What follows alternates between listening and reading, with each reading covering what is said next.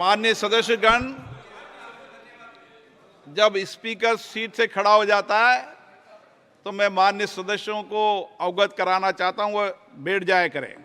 ये मैं पहली बार कह रहा हूं, मुझे 5 साल कहने का अवसर नहीं मिलना चाहिए। सैयद रहुला,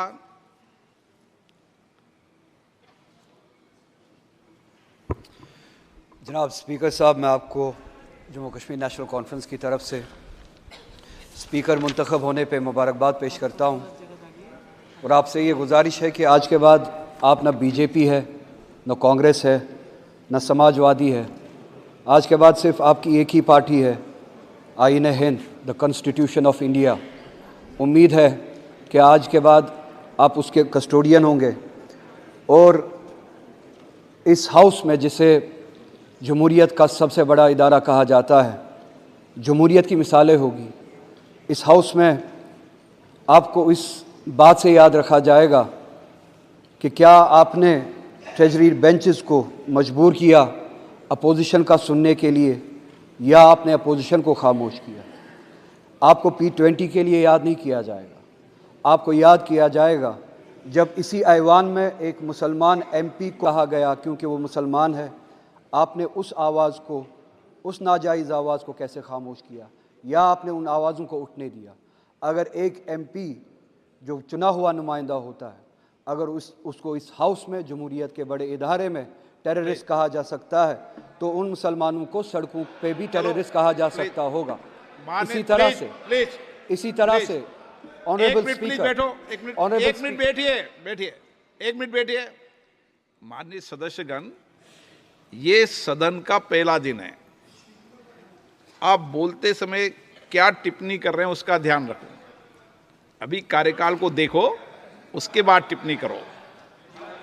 से बात कर रहा हूं। मैं ये गुजारिश करूंगा, सबसे बड़ा इदारा है जमहूरियत का, यहाँ पे ऐसी मिसाल नहीं होनी चाहिए थी और आप उसके कस्टोडियन थे। जब 370 की बिल 1 मिनट में लाई गई और आधे घंटे में पास की गई, आधे घंटे में पास की गई। प्लीज बैठिए, आप रहिए। इनको ज्ञान नहीं है, उस पर 9.5 घंटे तक डिबेट हुई थी। चलो बैठे, चलिए।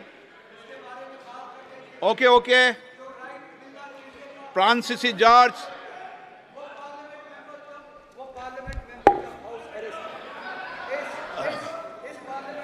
माननीय सदस्य प्लीज सिट डाउन। माननीय सदस्यगण प्लीज, आपके सदस्य बोल रहे हैं। Harsimrat Kaur Badal,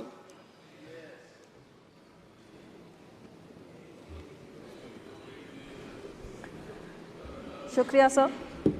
On behalf of my party, Shiromani Akali Dal, I rise to congratulate you on your successful election as Speaker for the second term. Sir, एक छोटे से राज्य की छोटी सी रीजनल पार्टी का एक लौता मेंबर जो चौथी बारी यहाँ पहुँचा है, मैं इस सदन में खड़े होकर मैं इस चीज़ का फिक्र करती हूँ कि जहाँ इस हाउस में मैंने पिछले इलेक्शन में देखा कि कई ऐसी पार्टियां जो राज्य में एक दूसरे के साथ बड़ी डिफरेंसेस रखती हैं, लड़ती हैं, लेकिन इधर पहुंचने के लिए समझौते कर बैठी हैं। भाषण बाद में देना। और सर के कई ऐसे लोग जो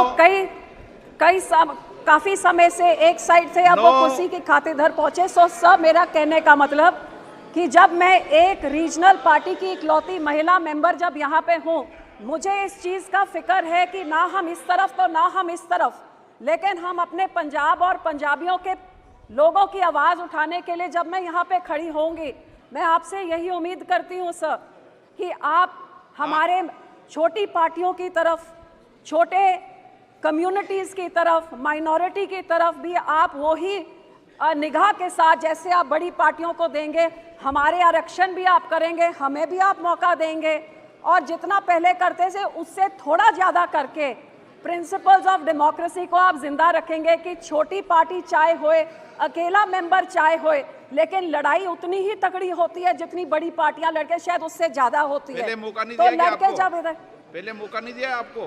सॉरी सर। पहले मौका नहीं दिया गया आपको?